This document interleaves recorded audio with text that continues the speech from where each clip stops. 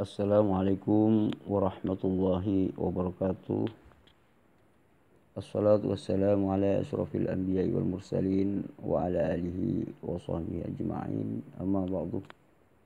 Qala Allah ta'ala fi kitabil karim, a'udzu billahi minasyaitonir rajim. Bismillahirrahmanirrahim.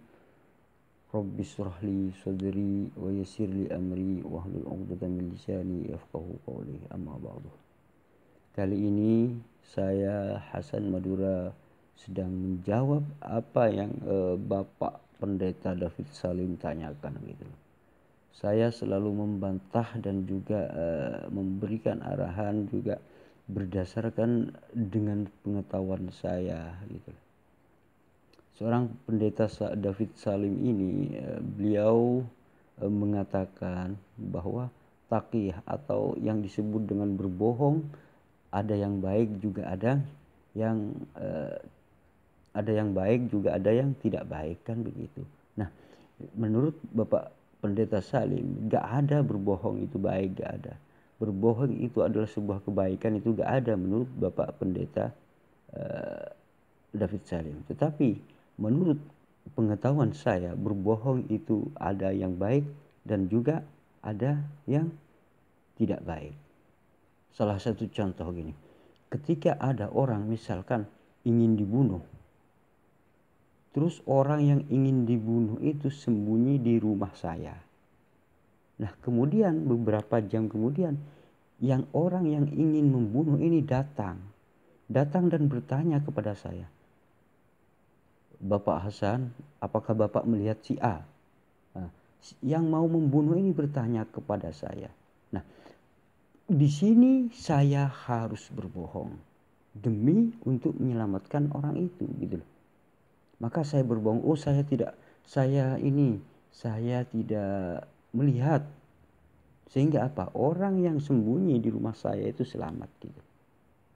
Tetapi kalau saya jujur dalam hal ini, misalkan ada orang yang ingin membunuh itu datang kepada saya, Pak Hasan, apakah Anda melihat si A? Gitu. Oh ini padahal saya sudah tahu dia itu ingin dibunuh gitu. Kemudian saya jujur, ini di rumah saya itu, coba di kamar lihat sini ada sembunyi di situ. Nah, ini kan jujur.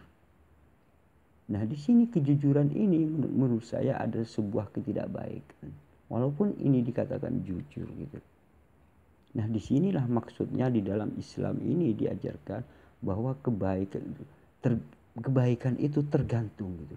Makanya kebohongan itu tergantung. Apakah ada kebohongan itu yang disebut dengan sebuah kebaikan, ada juga sebuah kebohongan ini yang benar-benar dosa, kan begitu. Nah, kalau tadi kebohongan menyelamatkan jiwa seseorang, menurut saya itu kebaikan, maka akan dicatat sebagai apa? Menyelamatkan orang lain, kan begitu. Nah, kalau situasi seperti itu kita ini bohong itu jelek semua, maka apa yang akan terjadi? Orang yang akan melakukan kebaikan tidak mau berbohong, maka dia itu pasti menunjukkan, itu dia itu bunuh itu bunuh saja, jujur, saking jujur. Menurut saya hal seperti ini bukan jujur gitu, tapi kolot gitu loh. Nah, kolot itulah yang dimaksud jujur oleh seorang pendeta bernama David Salim. Silakan Anda saksikan videonya. Bagi Anda yang mendukung channel ini, mudah-mudahan diberi hidayah oleh Allah Subhanahu wa taala dan juga dimudahkan segala urusannya, dan juga Allah menjadikan Anda yang sukses dunia dan akhirat. Amin amin Allahumma amin. Selamat menyaksikan.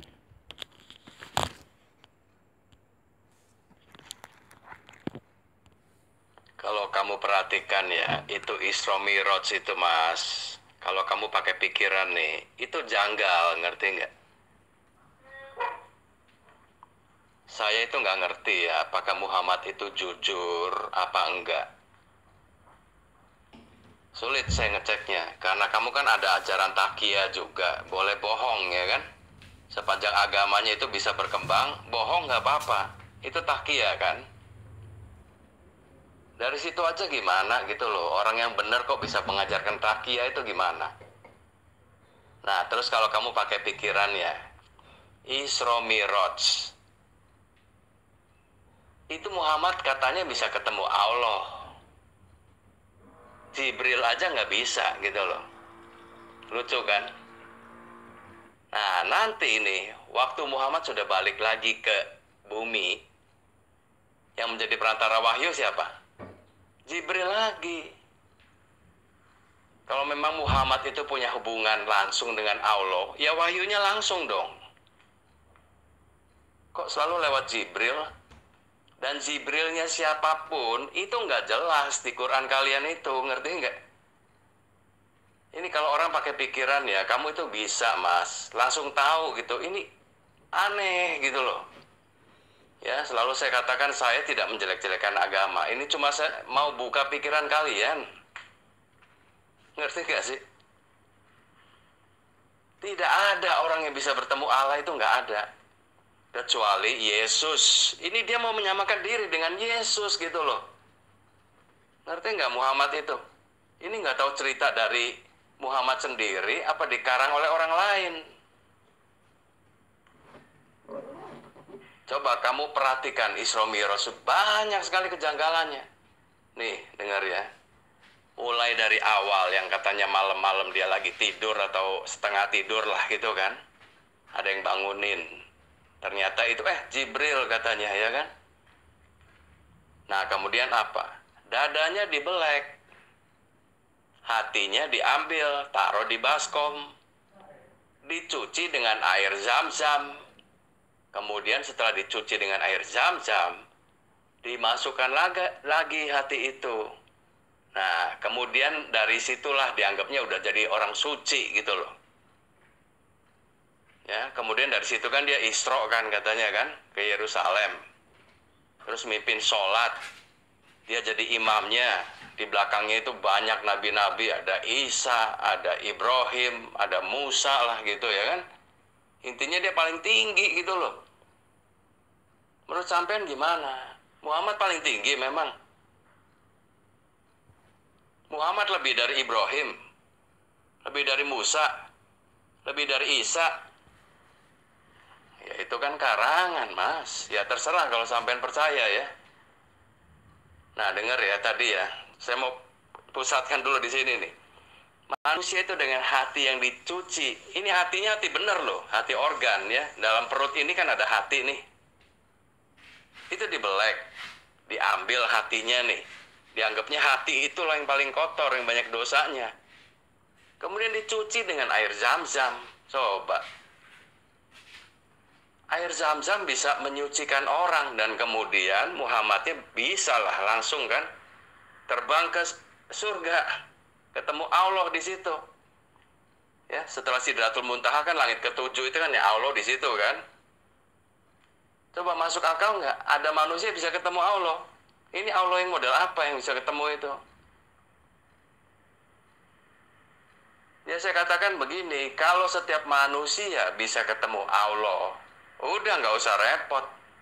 Sebelum dia mati cuci aja hatinya pakai air Zam-Zam. Itu aja caranya. Itu kan sunnah kan berarti kan. Ya sampean coba aja operasi. Buka hatinya, cuci dengan air Zam-Zam. Masukin lagi hatinya. Itu sudah layak ke surga gitu loh. Kalau pakai caranya Muhammad yang katanya di Isra Mi'raj itu. Ya, coba mas, gimana mas? Masuk akal nggak sih gitu loh. Ya kalau sampean bilang, oh itu masuk akal karena Muhammad yang ngomong, ya terserah ya kan. Ya kalau menurut saya sih, ya udahlah menurut saya yang enggak ya kan. Kalau menurut kamu bener ya terserah gitu loh.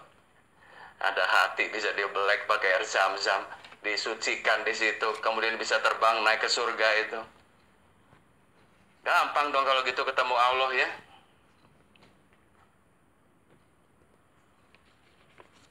Ya, coba pikir satu hal aja dulu lah ya. Kalau saya cerita banyak-banyak kan nanti sampean juga susah jawabnya. Saya cuma mencoba supaya pikiran sampean itu terbuka, Mas. Itu aja. Selalu saya ngomong begitu. Ya, segitu dulu deh. Mas, Anda mengatakan di dalam Islam itu boleh bohong selama berdakwah gitu. Mas, Anda ini salah sebenarnya. Gak ada di dalam Islam itu boleh berbohong kalau orang itu berdakwah selama ingin memajukan Islam gitu. Gak boleh, itu dilarang gitu. Ajaran seperti itu dilarang. Begini, yang dimaksud berbohong boleh itu apabila membahayakan orang lain gitu loh Mas. Itu baru dibolehkan berbohong, artinya tidak berdosa gitu. Contoh gini, ketika ada orang ingin membunuh Anda gitu misalkan gitu ya. Anda ini sembunyi di rumah saya gitu ya. Di rumah saya. Terus kemudian si pembunuh ini datang gitu loh Mas. Datang. Dan dia bertanya, Pak Hasan, mana Pak David? Saya itu tahu kalau dia itu ingin membunuh Anda gitu. Maka saya diperbolehkan berbohong gitu. Tidak berdosa gitu loh Mas. Selama itu darurat gitu. Itu darurat gitu loh Mas. Standar darurat itu adalah apabila benar-benar sangat membahayakan, itu namanya darurat gitu loh Mas. Maka bohong seperti itu diperbolehkan dalam ajaran Islam gitu loh Mas. Nah sebenarnya kalau kita bicara dengan tentang kebohongan, sebenarnya yang dibolehkan itu adalah di dalam ajaran Kristen gitu loh Mas. Di dalam ajaran Kristen itu ada begini Mas. Oleh karena kelicikanku kerajaan Tuhan jadi melimpah. Artinya apa? Kristen ini disebarkan secara licik pun itu boleh kalau kerajaan Tuhan jadi melimpah gitu loh Mas. Ini pekerjaan hari-hari Paulus ini licik ini gitu loh Mas. Karena apa? Oleh karena kelicikanku kerajaan Tuhan jadi melimpah. Gitu loh Mas. Artinya Paulus ini selalu melakukan kelicikan dalam mengajak orang-orang gitu loh. Ya contohnya memakai nama Yesus gitu loh Mas. Kemudian orang itu karena ada nama Yesus sehingga dia itu tertipu gitu loh. Maka kerajaannya menjadi melimpah gitu loh. Kerajaan Tuhan jadi melimpah.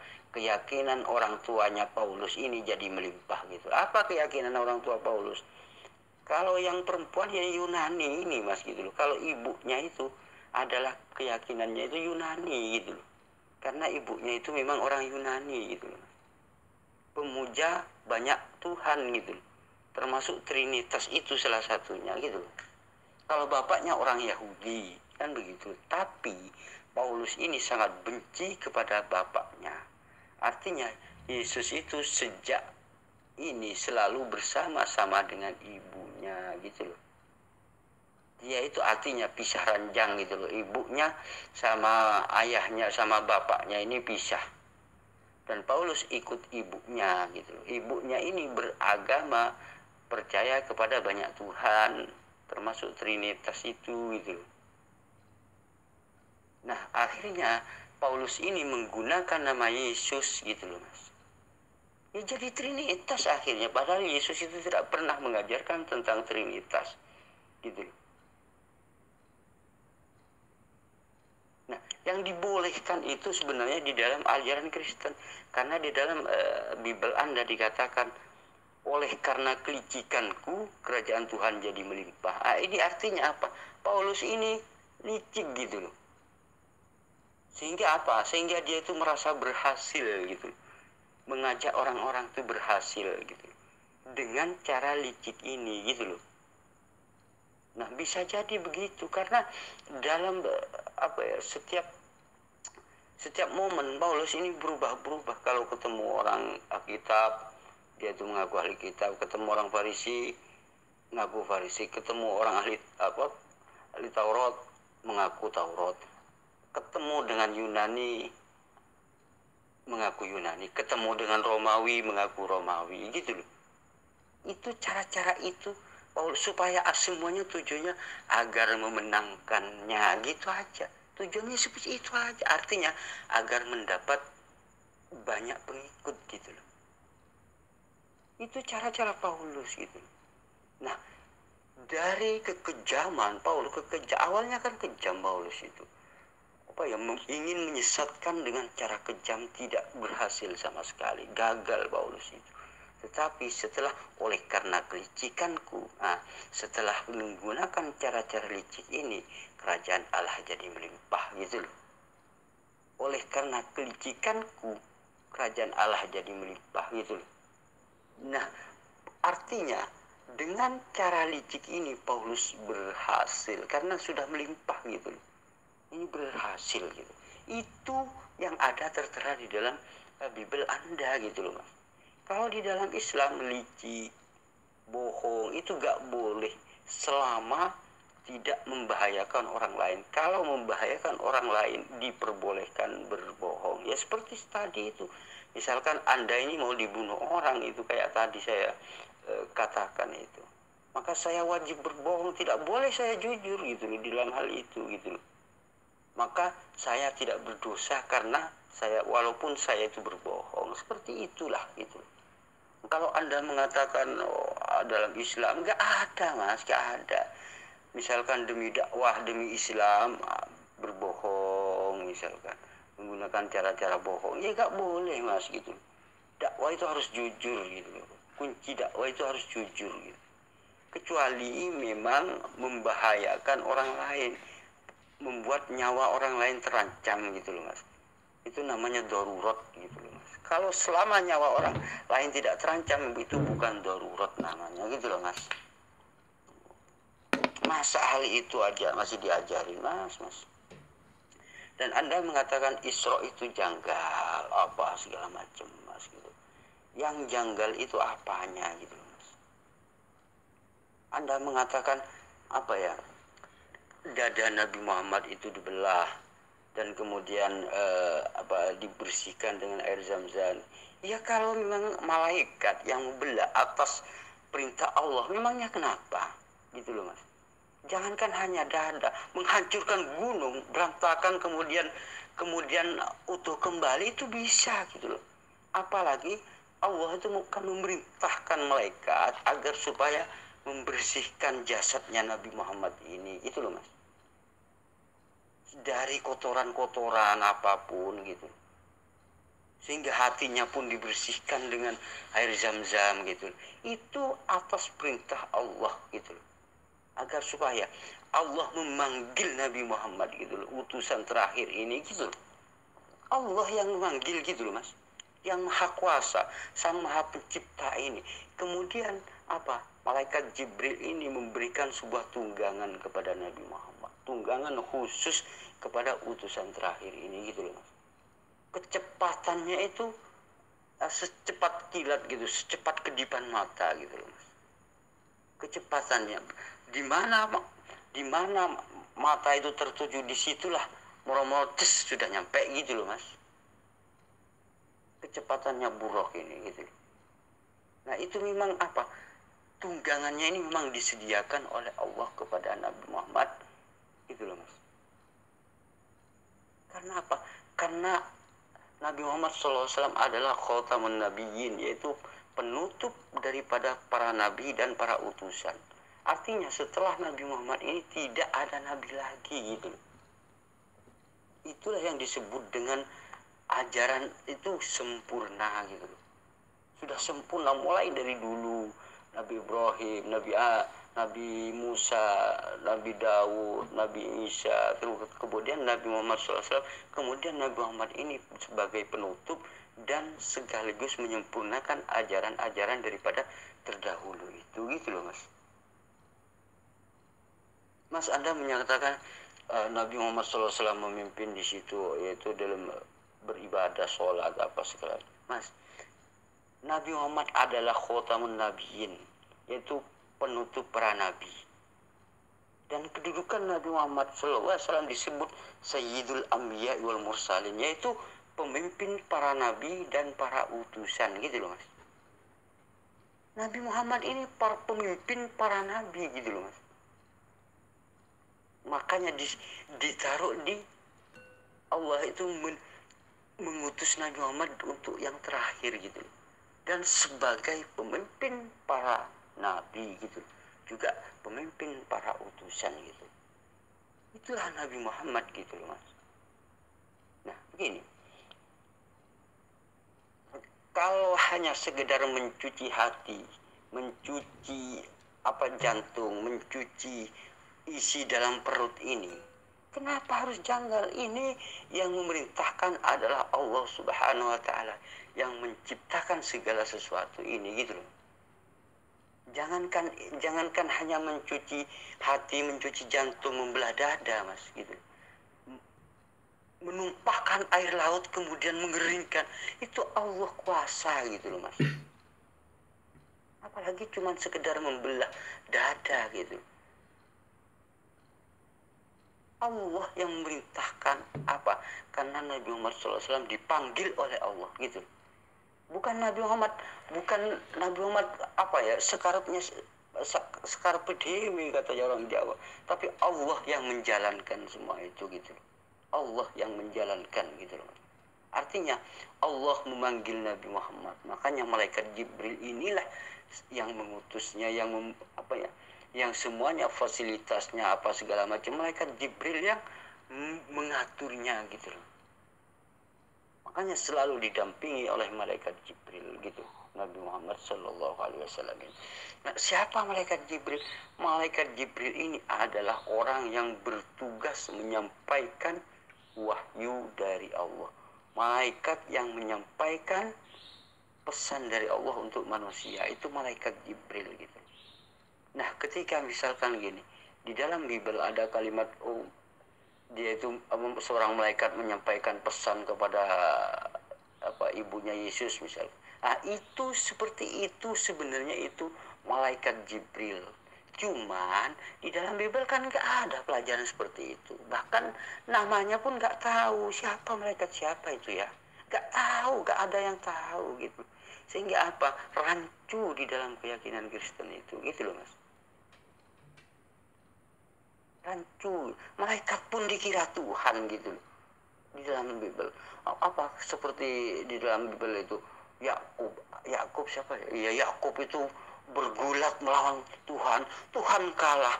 Itu rancunya di situ, gitu loh, Mas. Tuhan kok bergulat, gitu loh. Ya apa itu, gitu. Disitulah kerancuan Bible. Artinya apa? Rancu karena apa? Berdasarkan Paulus sendiri mengakui, Mas. Paulus sendiri itu mengakui dengan jujur, aku hanyalah orang bodoh yang berkeyakinan. Artinya apa? Orang bodoh yang berkeyakinan. Kalau tidak diajarkan tentang sedetil-detilnya, ya wajar, gitu loh. Namanya orang bodoh yang berkeyakinan, gitu. Nah, kalau sampai sekarang nggak ada detailnya, malaikat siapa ya? Nggak tahu. Ini siapa nggak tahu. Ini siapa nggak tahu. Pokoknya imani saja, jangan banyak tanya, gitu loh. Makanya Paulus sendiri mengatakan, aku adalah orang bodoh yang berkeyakinan. Artinya apa? Kalau Kristen itu hanya mengikuti orang bodoh yang berkeyakinan itu, gitu loh, Mas. Itu pengakuan Paulus, pengakuan Alkitab Anda sendiri, pengakuan Bible yang tertera di dalam Bible Anda sendiri, gitu. Mas, ketika Anda Isra dan Nabi Muhammad diberi tunggangan khusus oleh Allah Subhanahu wa taala, sehingga Nabi Muhammad SAW naik pada tunggangan yang sudah disiapkan Allah, maka sehingga Nabi Muhammad SAW mampu mencapai surga, kan begitu. Dan Anda bingung, gitu, Mas. Dan Anda mengatakan, itu janggal. Tapi Yesus sendiri itu terbang. Yesus kan terbang, Anda mengatakan ke surga. Anda kok nggak bingung, gitu? Melayang-layang, Anda nggak bingung, gitu? Masa sih kok nggak gitu sampai? Karena itu aja Nabi Muhammad disiapkan tunggangan oleh Allah, semuanya dipersiapkan dan ditemui oleh malaikat Jibril. Anda bingung, gitu? Terus cara berpikir Anda ini gimana? Kenapa berpikir itu Anda tidak lemparkan ke Yesus dulu, gitu? Sebelum Anda mengatakan janggal kepada Isra Mi'raj, Anda ini seharusnya bandingkan dulu dengan Yesusmu, kan gitu. Seharusnya. Bahkan di dalam Alkitab itu bukan hanya Yesus yang ke surga itu, gitu loh. Ada lagi, gitu loh, Mas. Yang ke surga itu ada selain Yesus, gitu loh. Alkitab Anda, kan begitu. Apakah janggal itu gitu loh. Nah, di situ gimana cara berpikir Anda ini seperti apa gitu loh. Kok Anda menolak, tapi setelah saya Yesus gimana? Anda cuman begitu aja. Kaget Anda setelah saya bandingkan ke Yesus gitu loh, Mas. Pasti kaget Anda, ternyata apa? Apa yang Anda tolak itu ada pada diri Yesus gitu loh, Mas. Ada pada diri kitab Anda gitu loh. Tapi Anda gak berani menolak. Kenapa gitu loh? Kok gak ditolak gitu? Kenapa gitu? Nah, itu sebenarnya apa ya? Anda ini cuman menolak, sedangkan di dalam Bible Anda itu ada gambaran seperti itu gitu loh, Mas. Kalau memang Anda menolak kejadian Isra Mi'raj, kenapa Anda tidak menolak Yesus ketika terbang itu gitu loh? Nah, Anda menolak di dalam Islam karena katanya Nabi Muhammad itu cerita tentang itu gak ada saksinya apa. Ketika disandingkan kepada Yesus juga gak ada saksinya, Anda gak nolak juga gitu. Terus mau Anda ini gimana gitu loh, Mas? Apa mau Anda ini sebenarnya gitu? Saya nggak mungkin, janggal. Setelah disandingkan antara Nabi Muhammad dan Yesus sama-sama seperti itu, dan Anda hanya menolak satu, yang satunya nggak ditolak, itu kan lucu pikiran Anda gitu loh, Mas. Lucu Anda ini gitu loh. Lucu bener. Saya itu mau ketawa gitu loh. Kok bisa ya seperti itu orang Kristen itu? Bahkan seorang pendeta lagi gitu. Padahal dia itu mengatakan janggal. Tapi kalau di Alkitab ada yang seperti itu, dia itu gak janggal katanya. Aduh, ini apa gitu loh. Pemikirannya kok amburadul kayak gitu sampean, Mas. Kalau mau bertanya, kalau mau diskusi itu ya, jangan aku menolak gitu. Kalau memang apa yang Anda tanyakan ada di dalam Bible Anda, kan begitu, Mas. Ya kalau memang mungkin ya, kalau orang nggak pernah baca Alkitab, nggak pernah membaca ulang-ulang Alkitab, mungkin akan tertipu dengan omongan Anda. Tetapi Anda, kalau ke saya, Anda berbicara seperti itu, saya ketawain aja gitu loh, Mas. Karena apa? Karena apa yang Anda tanyakan itu ada di dalam Bible Anda. Kenapa Anda gak mengatakan janggal di dalam Bible itu gitu loh? Kenapa gitu loh? Gak berani? Ya pasti disunat sama Paulus Anda ini kalau kalau sudah berani mengkritisi kan gitu. Soalnya di dalam iman Anda, imani saja jangan banyak tanya kan begitu. Kan begitu. Padahal Anda ini karena berdasarkan imani saja jangan banyak tanya, Anda ini tidak punya tanda-tanda iman yang menyertaimu gitu. Iman Anda ini saya yakin, Mas. Saya yakin Anda ini gak punya iman walaupun sekecil apapun. Gak ada imannya Anda ini gitu. Anda cuma mengaku-ngaku punya iman gitu loh. Karena kenapa saya mengatakan tidak seorang Kristen pun yang punya iman? Kenapa saya mengatakan? Karena di dalam kitab Anda sendiri dikatakan tanda-tanda orang yang beriman adalah minum racun maut tidak akan mati. Tanda-tanda itu akan menyertai orang yang beriman. Gitu loh, Mas. Nah, kalau memang Anda punya iman, Anda gak usah takut minum racun gitu loh, Mas. Karena tanda-tanda orang beriman, minum racun maut tidak akan celaka gitu loh, Mas. Coba Anda punya iman enggak kan begitu? Saya yakin Anda tidak punya iman walaupun sekecil apapun gitu. Enggak punya iman Anda. Karena orang yang punya iman pasti minum racun tidak akan apa-apa, tidak akan celaka gitu. Dan saya yakin 100% Anda tidak punya iman gitu. Karena apa? Karena tanda-tanda itu tidak menyertai Anda gitu.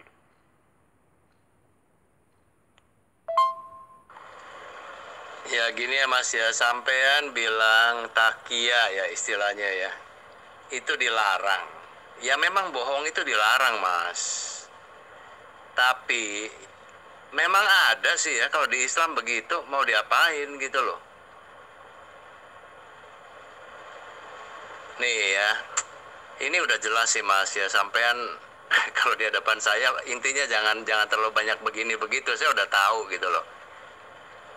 Nanti saya tunjukin aja videonya dari Muslim sendiri lah ya.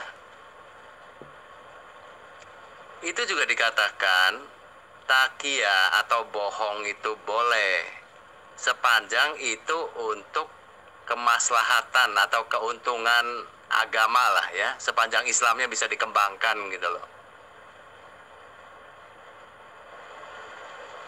Itu Mas. Ini satu ya. Terus Muhammad sampean bilang itu kan orang yang amin kan, jujur. Ya menurut saya nih ya, pada mula-mulanya sih sepertinya begitu. Nah nanti setelah dia itu sudah banyak pengikutnya, ini beda Mas. Ini saya juga heran sih. Sampean baca aja di sirotnya gitu loh.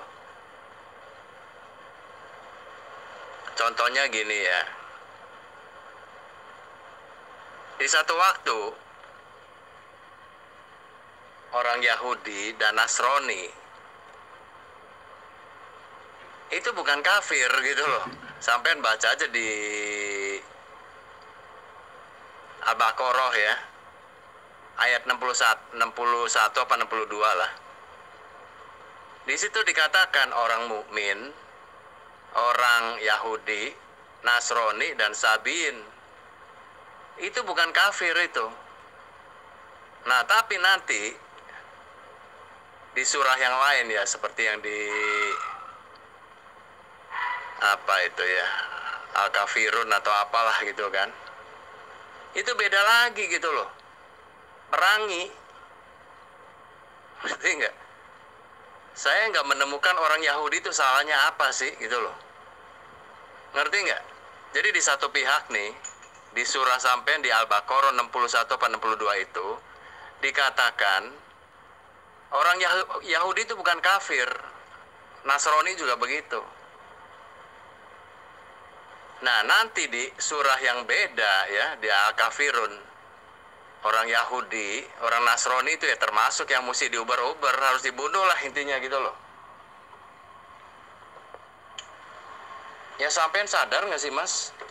Memang itu nggak boleh kan, membunuh orang itu maksudnya apa gitu loh. Ya jadi sampean kalau bilang Muhammad itu jujur, ya kalau saya lihat dari ayatnya aja model begitu, nasik mansuk terus gitu loh. Yang katanya Allah yang mewahyu. Ya kalau orang udah terlanjur percaya kayak sampean, nurut aja Mas, oh ini perintah Allah. Ya perintah Allah itu kan mesti jelas Mas ya. Bisa dinasik, bisa dimansuk, itu tujuannya apa gitu loh. Orang tadinya nggak apa-apa kok, bukan kafir, sekarang jadi kafir, mesti diperangi, mesti dibunuh sampai mereka ya, yaitu ya semua golongan lah, bukan Yahudi aja ya. Sampai mereka nih percaya kepada Allah atau tunduk kepada Allah dan Rasulnya. Waduh, ya celaka dong Mas dunia ini Mas, kalau prinsipnya begitu mah.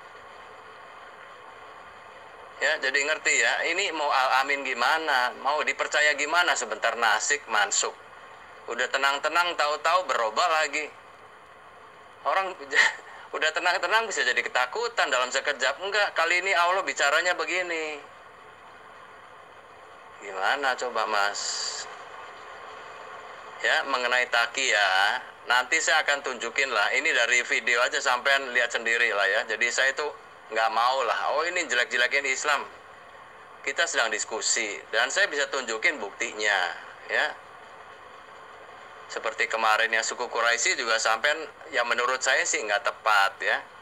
Karena itu suku Quraisy itu kan suku kafir ya, sukunya Muhammad kan. Dia kan orang pagan kan, musyrik gitu loh. Ngapain itu dimasukkan ke Quran? Dan memang itu di situ diakui dalam surah itu bahwa ya Tuhannya Muhammad ya Tuhan yang ada di Ka'bah ini, di rumah ini gitu loh. Nah itu kan menunjuk rumahnya orang Quraisy gitu loh, Tuhannya orang Quraisy. Ya itulah Allah di zaman sebelum Islam, Mas. Itu Allah itu hati-hati loh, Mas. Itu ilah loh, itu berhala loh. Sampai pernah tahu nggak sih bahwa Allah itu di zaman sebelum Muhammad itu sudah ada namanya. Ya, jadi Allah itu yang model apa gitu. Makanya saya sebutnya Allah yang benar. Kalau Allah yang benar ya Allahnya Musa. Nah, kalau Allahnya itu di zaman pra-Islam, wah itu bahaya, Mas. Ya, jadi hati-hati dengan Allah.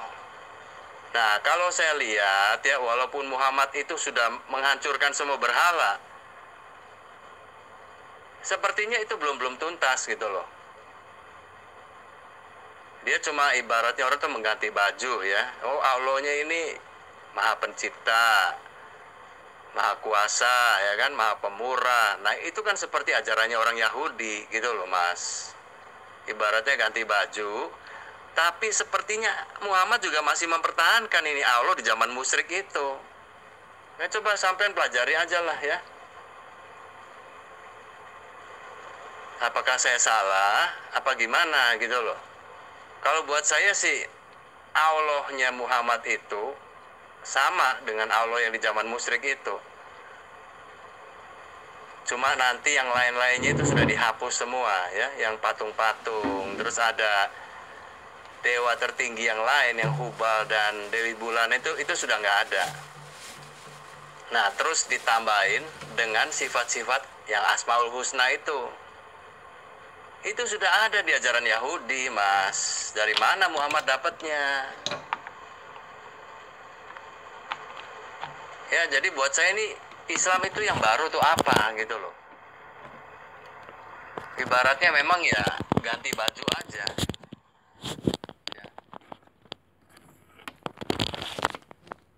Baju aja. Sebenarnya kalau mau ya udah sampean agamanya orang Yahudi aja, itu tuh udah pasti bener alanya. Itulah YHWH gitu loh. Coba sampean pelajari aja lah ya. Nanti yang video coba saya cari deh ya.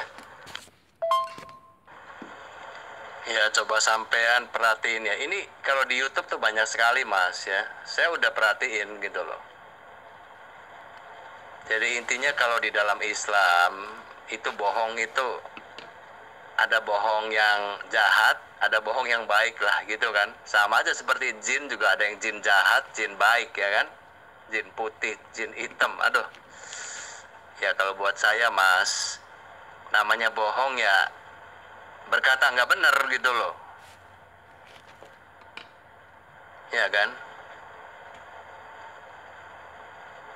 Bohong ya bohong, Mas.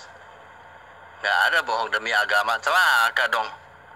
Bohong demi agama. Nggak bisa, Mas, ya, nggak bisa. Walaupun ini terus terang dalam kehidupan manusia yang udah jatuh dalam dosa nih, ini sulit untuk orang tidak bohong itu. Misalnya nih, sampean ditangkap, ya kan? Ayo tunjukin tempatnya. Oh, saya nggak tahu. Padahal sampean tahu, itu kan bohong. Tapi kalau kita ngakuin dengan jujur, kita mati. Nah, saya katakan gini, ya tetap tidak boleh sebetulnya. Jadi jangan diajarkan ke umat, oh itu bohongnya boleh kalau demi untuk menyelamatkan jiwa, atau demi untuk orangnya jangan marah, atau supaya orangnya itu percaya Islam. Jangan, Mas. Bohong ya bohong gitu loh. Ya terserah ya kalau sampean bilang bohongnya ada yang bohong baik. Oh supaya jangan terjadi keributan. Suami istri juga misalnya nih lakinya baru ketemu perempuan lain. Nah ini kalau dia ngaku jujur kan pasti ribut kan di rumah tangganya. Ya bilang aja saya baru dari pasar misalnya lah ya. Ya padahal dia baru ketemu perempuan lain. Demi supaya rumah tangganya jangan ribut. Itu bohong, Mas. Nah kalau ini diajar ke umat, ini umat udah kebiasaan. Ya ini sih menurut saya ya. Kalau sampean di Islam punya pendapat lain ya silakan gitu loh. Tapi buat saya ini tidak boleh gitu loh. Ya makanya saya mau dalam diskusi juga, ya kita belak-belakan aja gitu loh. Saya nggak mau bohong-bohongan, saya ya buat apa juga, nambah dosa bohong itu kan. Mendingan kalau mau bohong ya jangan diskusi, ya kan? Kan nambah dosa, buat apa? Buat saya diskusi ya kita tukar pikiran aja ya. Saya menjelaskan, nah itu kewajiban saya.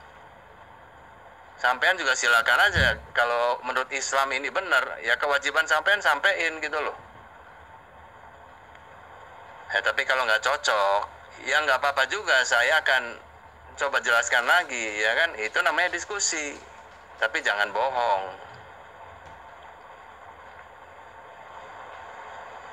Nah, balik lagi sampean tadi di Quran ya, Mas. Itu saya udah lihat aneh loh, bener-bener itu. Tapi kalau sampean mengatakan, oh itu bukan bohong ya, terserah lah ya. Kalau buat saya sih, nasik mansuk yang nggak jelas itu, ya artinya gimana, sebentar begini, nanti sebentar begitu lagi. Alasannya nggak jelas gitu loh. Ya kayak contohnya tadi, di Al-Baqarah 62 apa 61 ya. Orang Yahudi dan Nasrani Sabiin, itu disejajarkan dengan orang mukmin yang pengikutnya Muhammad lah ya kan. Artinya mereka kan bukan orang yang kafir gitu. Masa kalau disejajarkan dengan mukmin terus mereka kafir, kan aneh kan? Nah, tapi nanti di ayat yang lain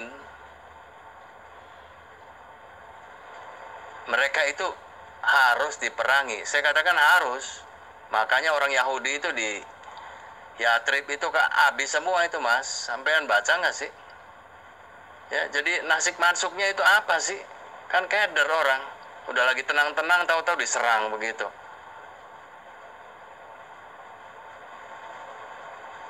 Ya jadi menurut saya sih apapun alasannya nih tidak boleh ya.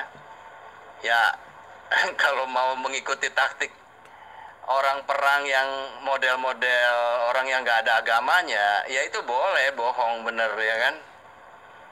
Justru bohong supaya musuhnya itu lengah gitu ya kan. Begitu lengah nanti diserang. Nah itu kita damai ya. Nah udah damai udah tentara musuhnya udah lagi tenang-tenang, tahu-tahu diserang. Ya, itu kan bohong namanya. Ya tapi buat mereka ya itu boleh-boleh aja gitu loh.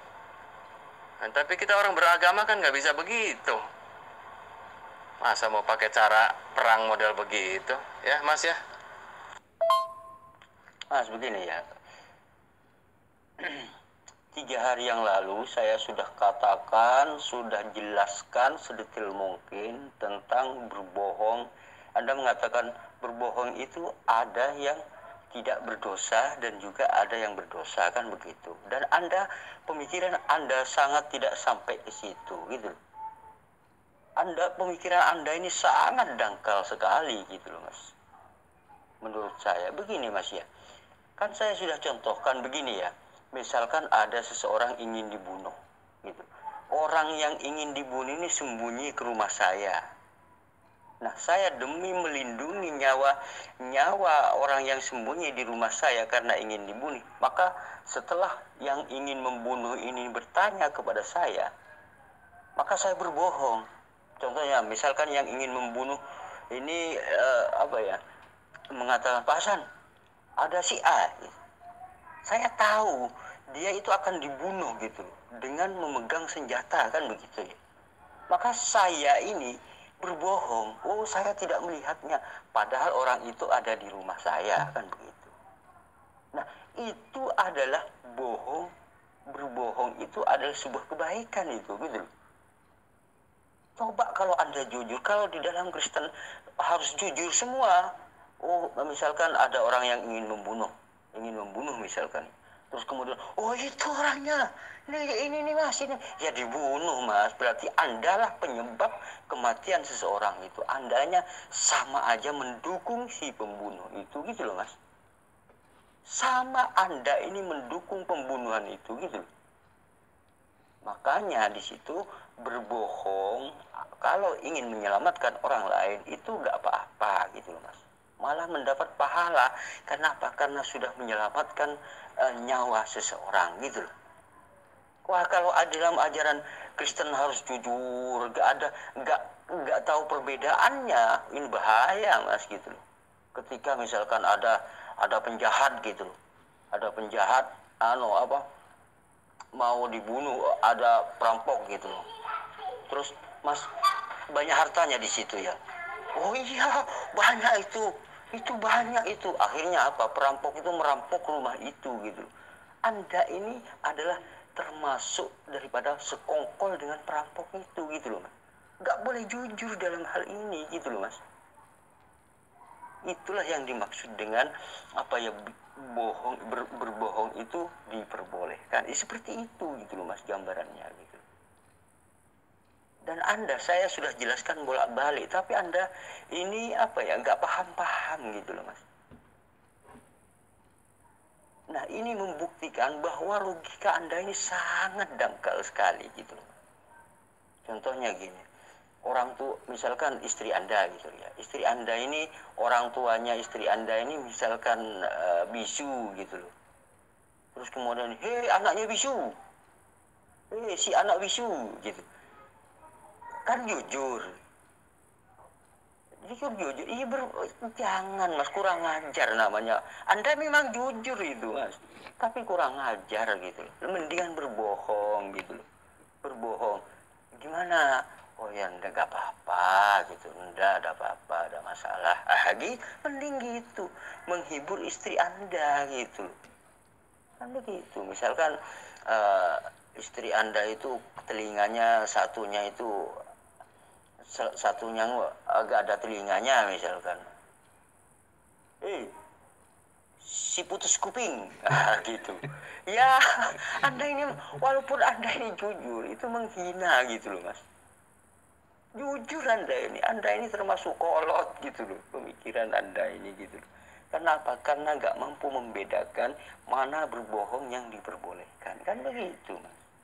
Oh enggak, walaupun misalkan istri Anda itu telinganya nggak ada, terus bibirnya agak miring gitu misalkan gitu ya.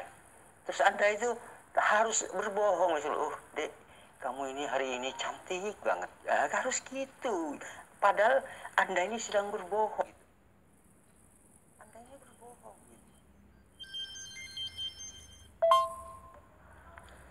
Nah itulah, misalkan istri Anda itu telinganya nggak ada, terus bibirnya agak miring sedikit, terus hidungnya pesek gitu. Terus Anda mau jujur, Anda itu mau jujur, telinga putus, mulut miring, hidung pesek sini, gitu Mas. Jujur Anda, nggak boleh gitu Mas. Walaupun Anda berbohong, hari ini kamu cantik, sini. Nah gitu Mas ke istrinya gitu. Nggak boleh jujur gitu loh dalam hal ini. Gitu. Kalau Anda jujur, menyakiti hati istri Anda gitu loh Mas. Disitulah yang disebut dengan menghargai orang lain, menyelamatkan menjaga perasaan orang lain gitu loh Mas. Harus berbohong kamu, cantik sini. Nah gitu loh Mas. Ke istrinya itu gitu loh jangan pesek, mulut miring sini. Aduh mas, Anda ini Anda ini kolot itu Mas, bolot, bukan jujur tapi bolot Anda ini gitu loh. Bolot gitu loh. Kalau jujur kayak gitu loh Mas. Aduh ya, Mas, Anda ini logika Anda ini seperti apa kok? Itu aja nggak paham Anda. Aduh. Parah Anda ini Mas gitu. Mas, gini Anda mengatakan, kalau misalkan ini berperang segala macam. Mas, begini ya. Di dalam Islam itu kalau orang itu, kalau musuhnya, kalau misalkan ada sebuah pasukan, misalkan ada sebuah organisasi besar, kalau dia itu baik-baik saja, dia itu tidak memerangi Islam, maka dia itu wajib dilindungi gitu, tidak boleh diperangi gitu loh Mas. Tetapi kalau sudah dia itu mengajak perang, contohnya ketika misalkan ada orang ini kemudian utusan gitu, diutus misalkan tentang mau kerjasama apa kayak atau apalah gitu, kemudian utusannya itu dibunuh sama orang kafir itu gitu. Nah ini membunuh utusan itu sudah menandakan bahwa dia itu mentang-mentang atau ingin mengajak perang gitu. Maka orang seperti itu wajib dilawan gitu loh mas, wajib diperangi gitu loh. Karena apa? Karena kalau tidak diperangi maka akan ada banyak orang yang akan dibunuh oleh raja itu gitu. Contohnya gini aja ya, Romawi itu kan ratusan tahun gitu kan penjajah, yang sekarang menjadi pusat Kristen. Romawi itu kan penjajah mas gitu, kan penjajah. Dia itu menjajah Yahudi gitu loh mas, dia itu menjajah Yahudi. Kenapa? Karena umat Islam ingin membebaskan Yahudi gitu. Ingin membebaskan, maka umat Islam ini mengirim utusan gitu loh, ingin urut utusan. Ternyata semua utusannya ini dibunuh oleh Romawi. Karena pada saat itu Romawi itu sedang jaya-jayanya gitu loh. Nah, berhubung utusan Nabi Muhammad ini dibunuh, maka Maka Nabi Muhammad SAW merintahkan untuk berperang gitu, melawan gitu loh. Kenapa? Kekejaman Romawi pada Yahudi ini sudah tidak bisa ditolerir gitu loh, kekejamannya gitu loh. Bahkan berangsur sampai ke Turki, sampai ke Jazirah Arab ini mau dijajah semua sama Romawi itu gitu. Bukan tanpa penyiksaan ini mas. Ini banyak sekali orang yang disalib ini sama orang Romawi itu gitu loh. Jika membangkang macam-macam Yahudi nggak berkutik sama sekali gitu loh menghadapi Romawi ini gitu loh, saking kuatnya Romawi. Nah untuk itulah umat Islam demi kemaslahatan umat, maka umat Islam mengirim utusan agar supaya agar supaya tidak melakukan kejaman gitu, ingat kepada Allah gitu, sembah Allah gitu. Apa yang terjadi? Utusan umat Islam ini dibunuh gitu. Kan gitu mas. Akhirnya hanya dengan 30.000 pasukan Islam ini, sedangkan Romawi ini adalah 300.000 pasukan gitu mas. Nah Romawi ini berhasil diusir dari Yahudi gitu mas. Akhirnya Yahudi terbebaskan daripada penjajahan Romawi ini gitu loh mas. Akhirnya Yahudi ini terbebas gitu. Itulah yang membebaskan Yahudi dari penjajahan Romawi itu Islam. Jadi tidak heran kalau Kristen ini sekarang itu pusatnya di Romawi gitu loh mas. Gak heran. Kenapa? Ya karena memang Paulus itu antek-antek Romawi gitu loh mas. Dan Romawi ini gak ada nabi dari Romawi, terus dari Yunani, gak ada. Keyakinan Romawi ini adalah Trinitas itu gitu loh.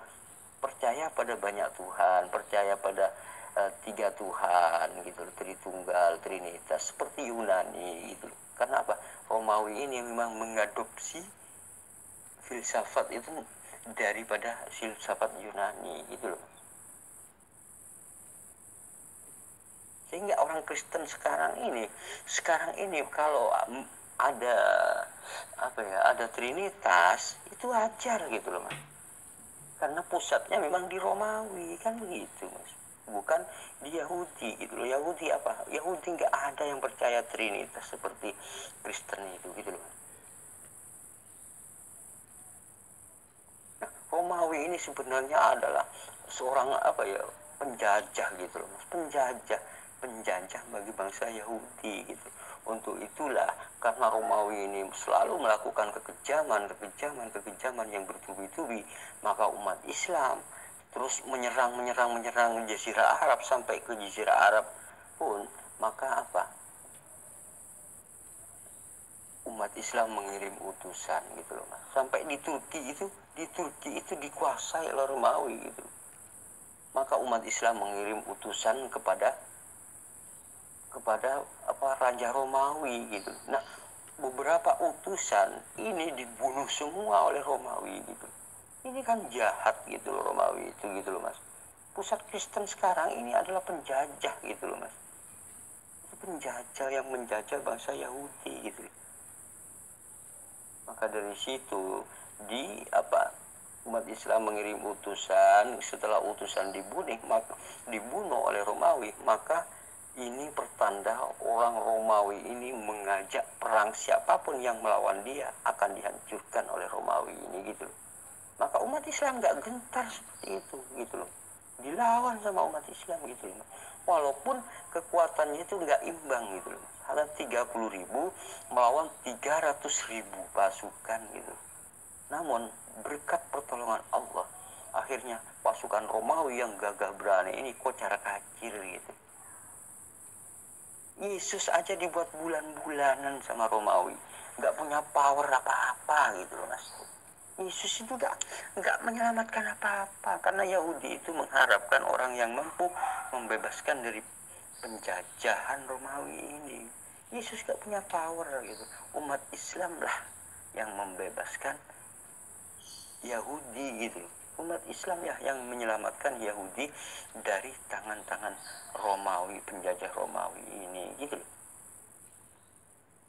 Nah, Anda mengatakan orang Yahudi dan Nasrani bukan kafir di ayat yang lain, tetapi di ayat yang lain mengatakan Yahudi dan Nasrani itu kafir, kan begitu Mas. Kalau membaca ayat, Anda itu lihat konteksnya Mas. Kalau Yahudi di zaman Nabi Musa, orang yang ikut kepada Nabi Musa itu tidak kafir gitu, tidak ingkar, itu tidak kafir gitu loh Mas. Tetapi kalau yang ingkar kepada Nabi Musa dan kepada Allah, itulah orang kafir gitu loh Mas. Yahudi, walaupun Yahudi gitu loh. Nabi Musa sendiri kan sudah menjelaskan di dalam Taurat Anda, orang Yahudi itu membangkang apa segala macam kepada Nabi Musa gitu loh. Itu kafir. Nabi Musa sendiri di Taurat sendiri dijelaskan bahwa orang Yahudi itu memang ingkar kepada Nabi Musa gitu. Yang disebut bukan orang kafir di sini di dalam Al-Qur'an itu adalah orang-orang di zaman Musa yang mengikuti Nabi Musa gitu loh Mas. Itu bukan kafir.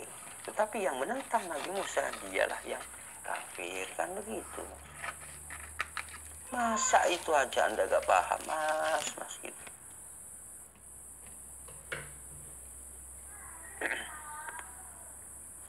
Mas, kalau misalkan gini, di ayat yang lain mengatakan Yahudi dan Nasrani itu tidak kafir. Artinya tidak, orang yang mengikuti Nabi Isa, orang yang mengikuti Nabi Musa itu bukan orang kafir. Itu loh Mas. Dia itu bukan orang kafir kalau mengikuti Nabi Musa pada zaman Nabi Musa, mengikuti Nabi Isa di zaman Nabi Isa, itu bukan kafir gitu. Itu adalah adalah orang yang selamat gitu loh Mas. Tetapi kalau sudah di zaman utusan terakhir dia itu tidak percaya kepada utusan kepada Nabi Muhammad SAW, maka dia itu kafir gitu loh Mas. Kenapa? Karena sama ketika zaman Nabi Isa, zaman Yesus misalkan, tidak percaya kepada Yesus, dia itu mengaku-ngaku mengikuti Taurat, tapi tidak percaya bahwa Nabi Isa ini adalah utusan. Dia itu kafir gitu loh Mas. Nah, setelah zaman terakhir yaitu zaman utusan terakhir, maka siapapun yang tidak percaya kepada Nabi Muhammad SAW, dia itu kafir gitu loh Mas. Sama gitu loh Mas. Makanya kalau baca itu jangan pakai kacamata tempurung gitu loh Mas.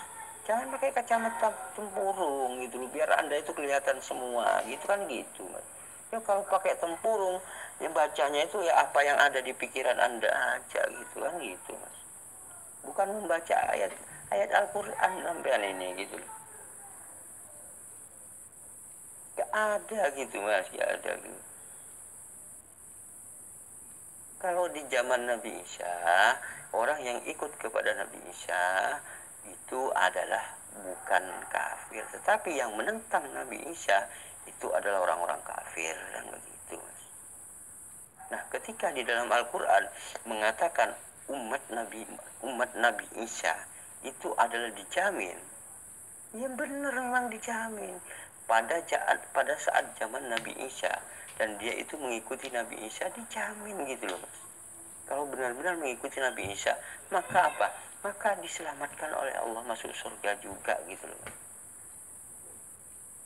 Pada zaman itu gitu loh mas.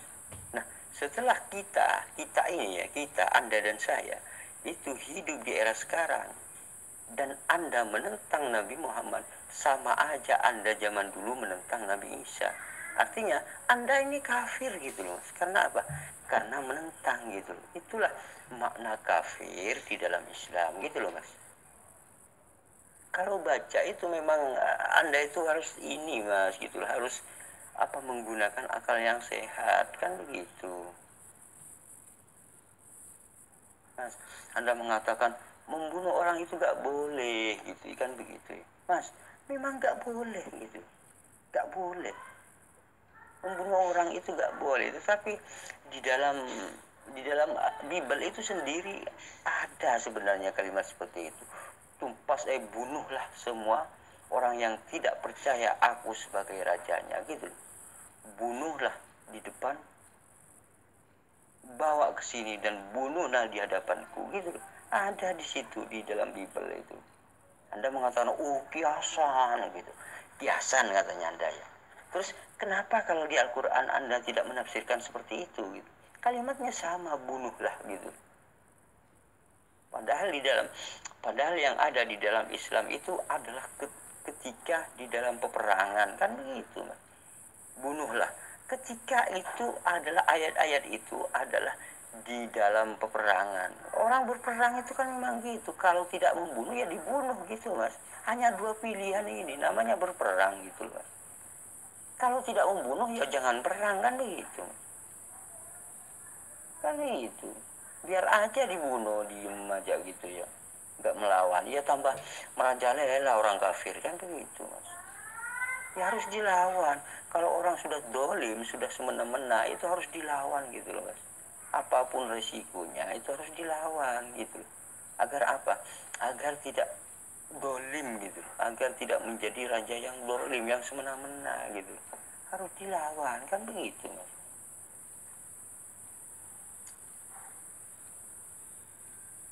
Mas Anda berbicara tentang nasih mansuh. Nasih mansuh itu apa ya?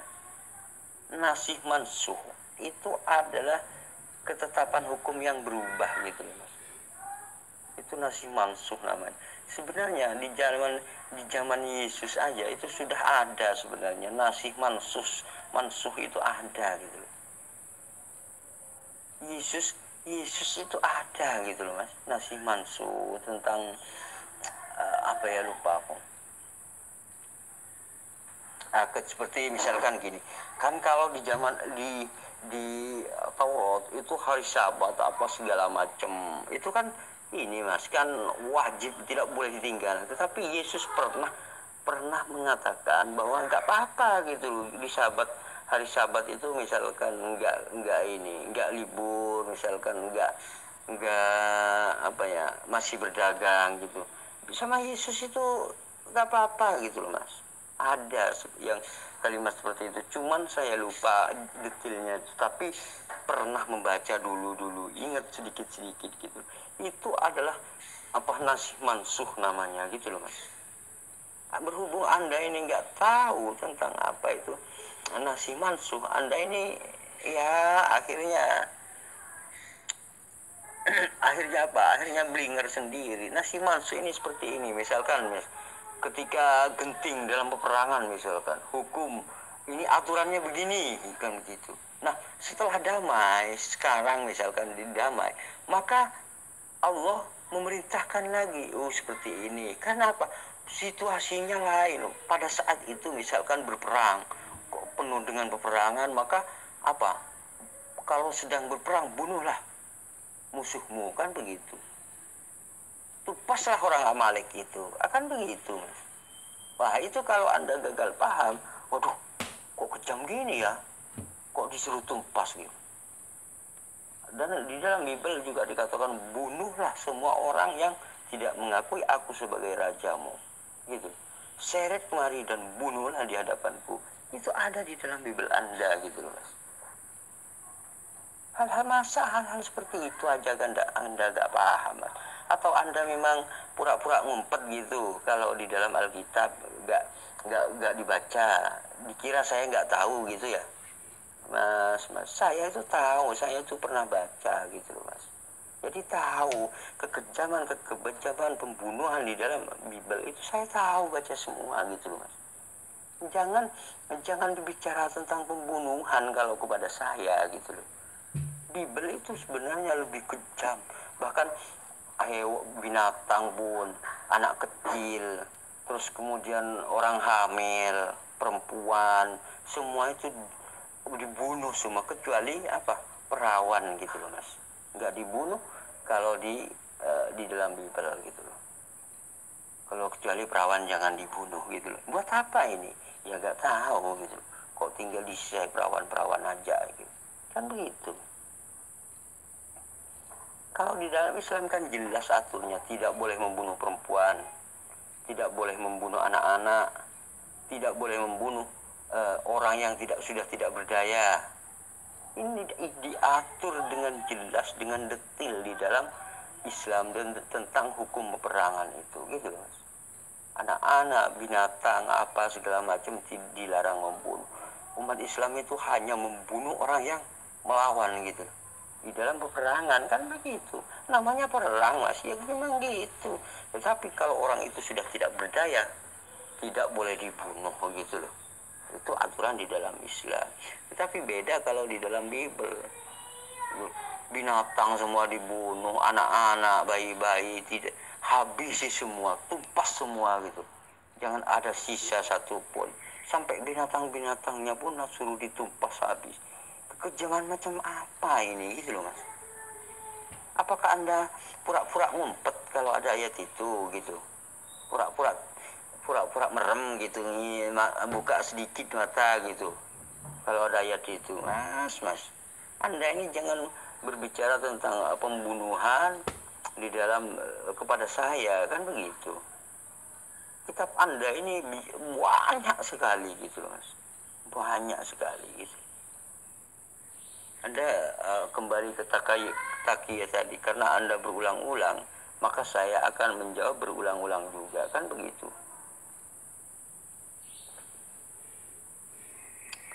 Begini, Anda mengatakan, oh itu kan musyrik itu kan ada di zaman Nabi Muhammad. Ngapain masuk di dalam Al-Quran, ngapain? Orang kafir musyrik itu ngapain dimasukkan di dalam Al-Quran? Bisa sama aja gitu loh, Mas. Kaum Nabi Musa seperti Nabi Musa yang membangkang gitu, ngapain masuk Taurat gitu loh? Ngapain gitu loh? Ngapain kaum Nabi Musa yang membangkang itu masuk Taurat? Ngapain, Mas? Gitu. Kaum Nabi Musa yang menentang Nabi Musa itu ngapain masuk Taurat gitu? Kenapa hal yang sama tidak Anda tanyakan kepada Bible Anda gitu? Padahal yang Anda tanyakan kepada tentang di dalam Al-Quran itu ada di dalam Bible Anda sendiri gitu. Artinya apa? Anda itu merem kalau membaca Bible gitu. Mata itu kecil-kecil, matanya itu ditutup, merem gini, buka dikit-dikit gitu. Nanti kalau ada ayat-ayat yang enak, baru dibuka mata itu. Nah, setelah ayat itu tidak enak, merem lagi Anda ini gitu. Dibuka dikit-dikit lagi gitu. Seperti itu Anda gitu loh, Mas. Anda ini seperti ini kalau baca Bible kayaknya. Soalnya apa? Apa yang Anda tanyakan di dalam Al-Quran itu banyak sekali berserakan di dalam Bible gitu loh, Mas.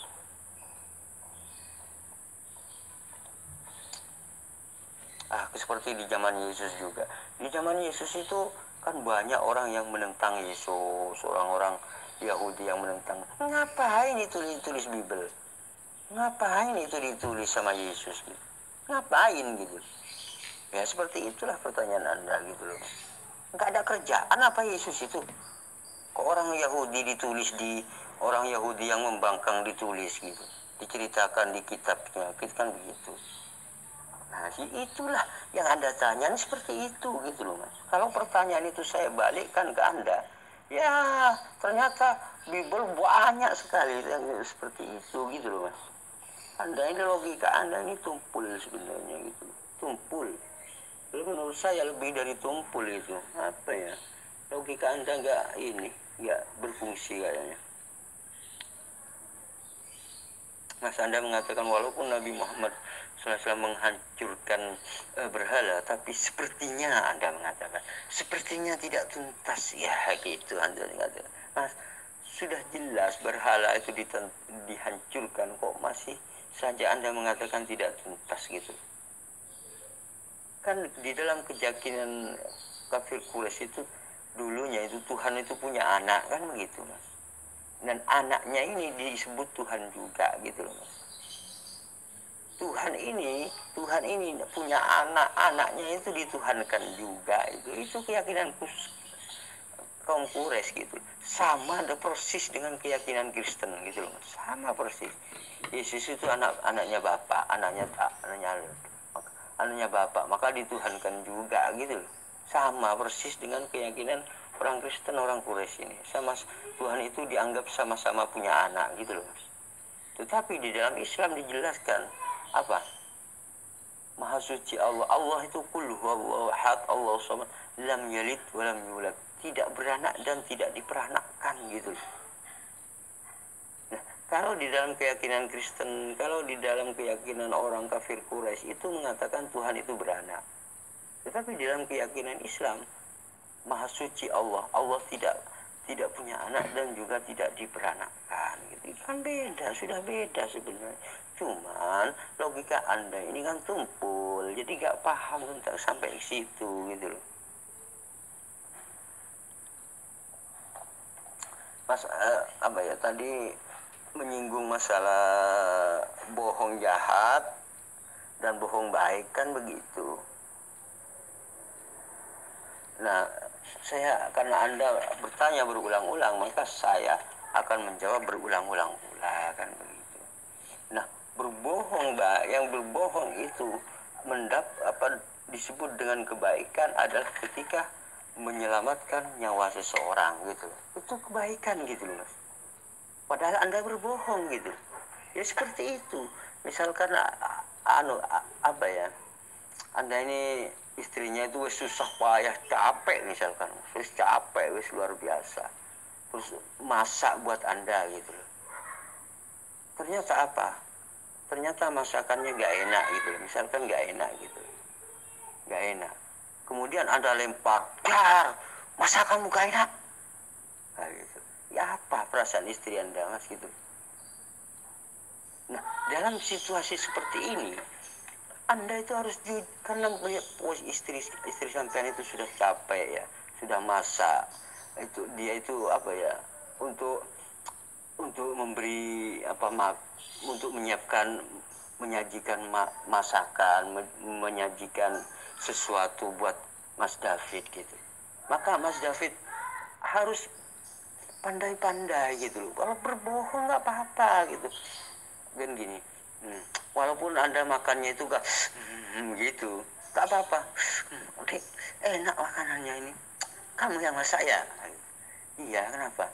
Nah nanti dia itu nggak terlalu kecewa gitu loh. Setelah dia itu makan sendiri, ternyata gak enak ya. Gak apa-apa gitu loh Mas. Dia itu menyenangkan hati istri Anda. Boleh gitu Mas gitu loh. Itu kan berbohong. Coba kalau misalkan istrimu sudah capek masak buat kamu gitu. Kemudian Anda nggak enak, dilempar cetang makanan. Ya, Anda bukan jujur kalau gitu Mas. Tapi bolot Anda ini kan begitu Mas. Bolot gitu. Anda mengatakan, saya ini jujur. Soalnya apa? Gak enak, saya buang aja, gak jujur saya. Ya, bolot itu bukan jujur itu, mas. Berbohong Anda ini.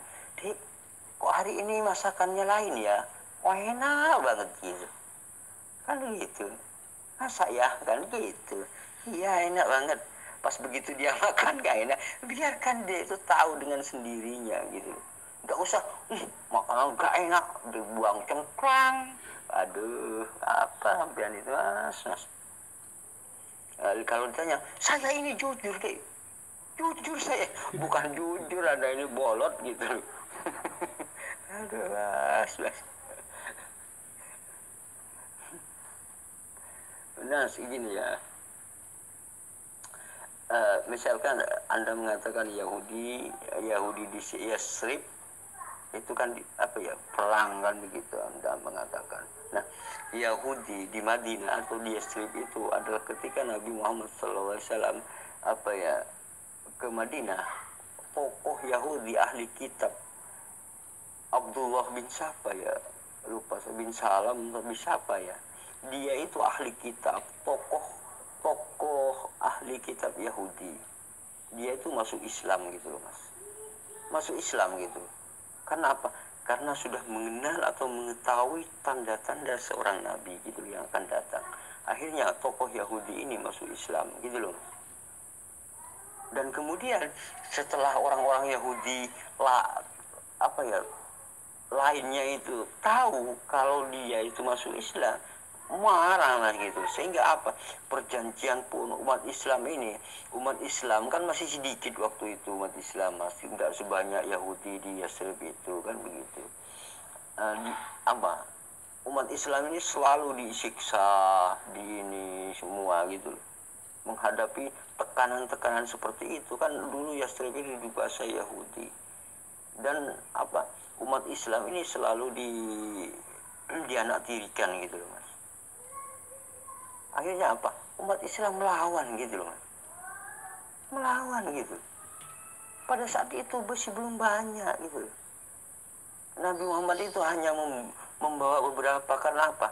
Karena dari kota Mekah itu juga hijrah ke Madinah. Hijrah ini melarikan diri dari pedang gitu loh, mas.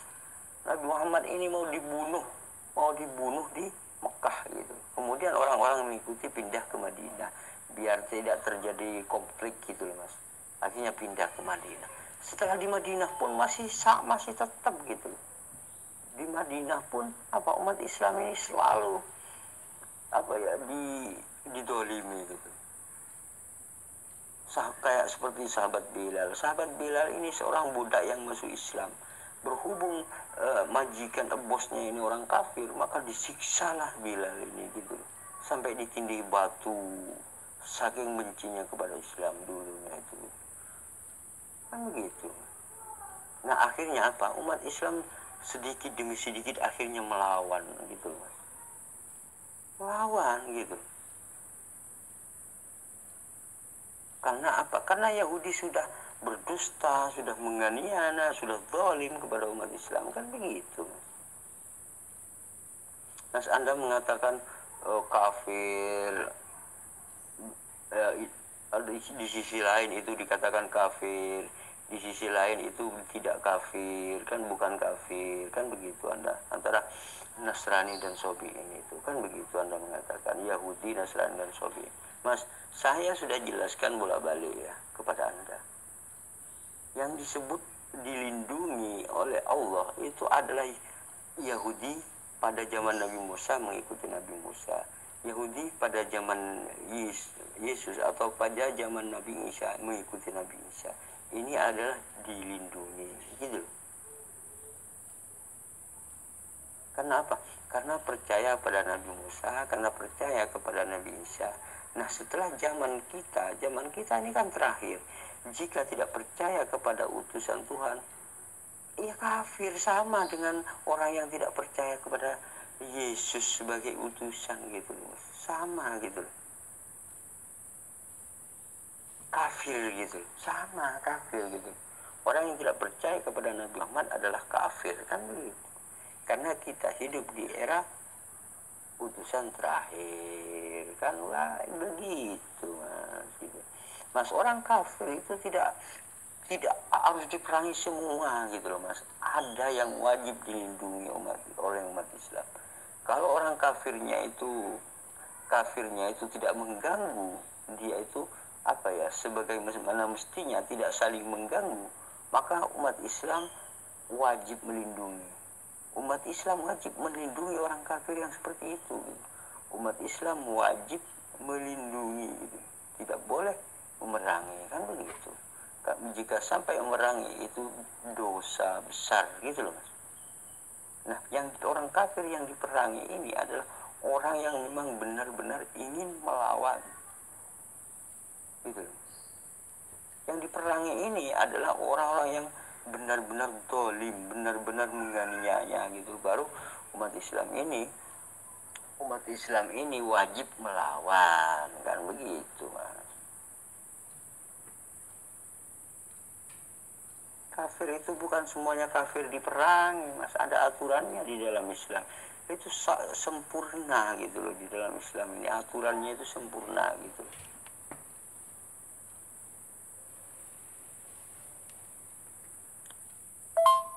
Mas, Anda mengatakan itu dalam apapun jujur itu tidak boleh, harus bohong itu tidak boleh, harus jujur, kan Anda mengatakan begitu. Kalau semua harus jujur, misalkan gini, ada orang itu lari ya karena ingin dibunuh, kemudian sembunyi di gereja, kan begitu. Nah, setelah dia tuh bertanya kepada Anda, Mas David, mana si A? Itu tuh di belakang lemari itu sana, itu mati dibunuh orang itu Mas gitu. Bukan jujur seperti itu gitu loh, tapi apa mendukung pembunuhan itu. Makanya di situ berbohong yang baik itu seperti itu gitu loh. Anda lebih baik berbohong seperti itu gitu loh. Oh, nggak tahu saya, nggak ada orang kesini. Nah, akhirnya apa? Jiwanya orang itu selamat, itu berkat kebohonganmu, kan begitu. Kalau itu harus jujur semua, aduh Mas, Anda ini pembunuh juga kalau gitu gitu. Anda ini nggak bisa membedakan gitu, mana yang baik dan mana yang buruk, kan begitu.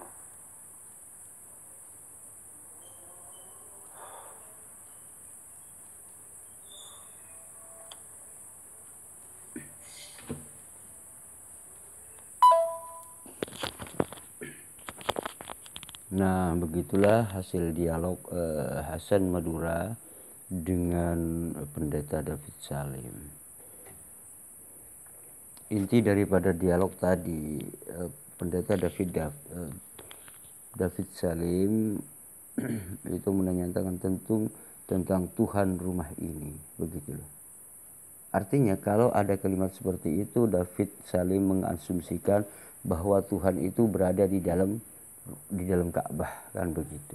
Nah, sebenarnya Pendeta David Salim inilah yang gagal paham gitu. Padahal saya sudah jelaskan bolak-balik kalimat seperti itu kepada Mas Pendeta David Salim gitu loh. Saya akan logikakan begini aja. Contoh, saya ini anggaplah seorang kontraktor gitu. Kemudian saya tuh punya banyak rumah misalkan, contoh gini. Nah, saya di Jakarta, di Bandung, di mana gitu loh. Terus banyak rumah saya. Nah, ketika misalkan pemilik rumah ini gitu loh, bukan berarti saya harus berada di setiap rumah saya, bukan gitu. Saya cuman pemilik rumahnya gitu, belum tentu saya berada di situ, kan begitu. Itulah logikanya bahwa Tuhan rumah ini itu artinya Allah, bukan berarti Allah itu berada atau duduk di dalam Ka'bah, bukan seperti itu gitu.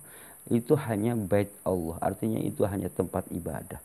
Tempat ibadah itu adalah disebut dengan rumah Allah gitu loh. Karena apa? Karena ditempati orang-orang untuk ibadah kepada Allah. Sama seperti sebenarnya Yerusalem segala macam. Yerusalem itu kan bait Allah. Bait Allah bukan berarti Allah atau Tuhan itu berada di dalam situ. Cuman Yerusalem itu kan tempat ibadah, makanya disebut dengan rumah ibadah atau bait Allah, kan begitu. Itu seperti itu, cuma David Salim tidak paham-paham, selalu gagal paham atau memang sengaja pura-pura tidak paham gitu loh. Nah, saya di sini tidak mengerti logika atau cara berpikirnya David Salim. Kenapa pertanyaan itu berulang-ulang gitu loh, padahal saya sudah menjelaskan beberapa kali. Mungkin kalau saya hitung ada lima kali tentang bertanya tentang itu gitu. Dan saya pun menjawabnya sebanyak itu pula gitu loh. Nah, itulah inti daripada logika David Salim. Terima kasih Anda telah sabar menyaksikan dialog ini, dan dukung terus channel-channel dakwah ini gitu.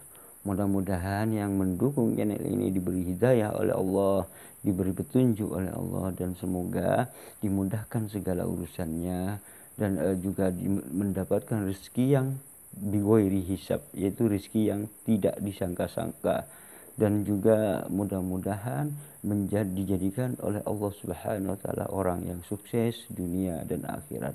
Terima kasih. Wassalamualaikum warahmatullahi wabarakatuh.